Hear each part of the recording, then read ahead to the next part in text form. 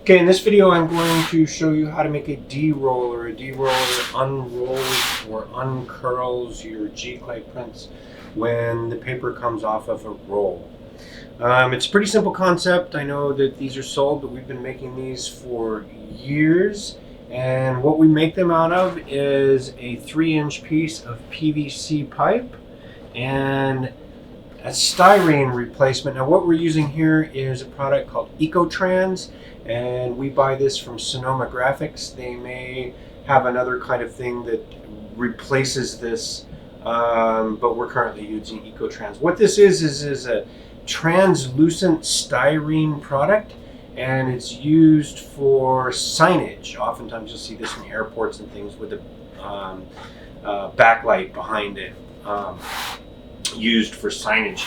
And so what we do is we buy this stuff, and it is very cheap, and then we cut it down to width, whatever width we want our DeRoller to be. And this DeRoller is enough to take a 44-inch roll of paper.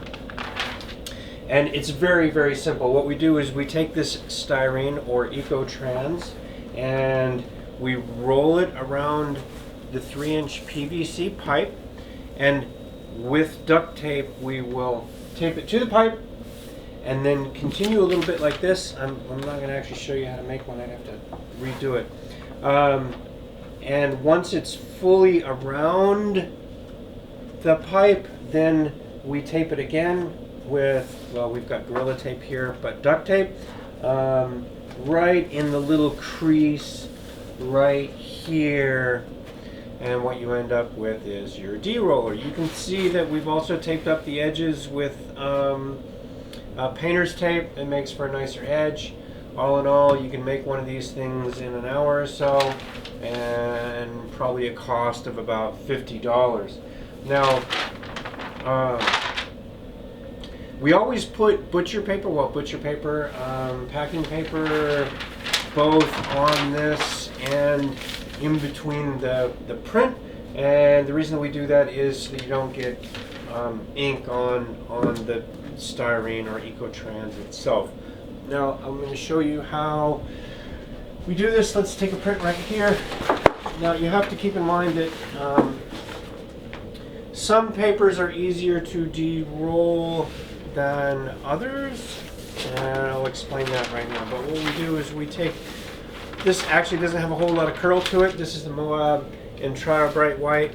It de-rolls very, very well, as do most cotton rag papers. So we take this,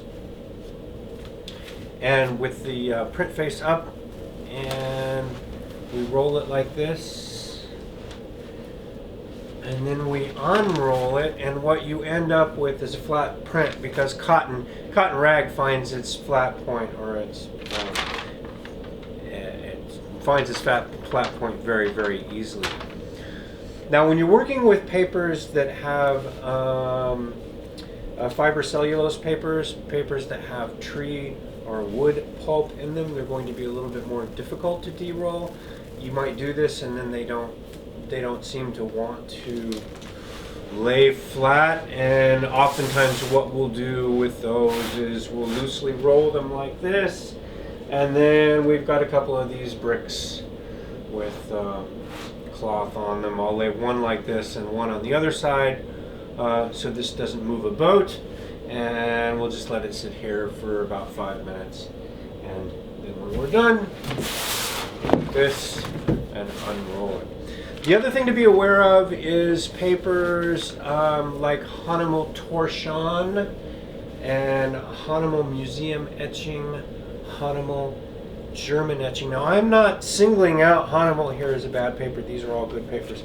They happen to be very, very thick, which is what we want for those papers, and can crease more easily. So when you're working with very heavy rag papers, 350 gram papers like the German etching or the museum etching, what you're going to want to do is roll them gently like this. You're not going to want to take them and pound on them like I am able to do with the Moab and Trial Bright White, which happens to be a very forgiving, easy to use paper. And that's really it. Styrene.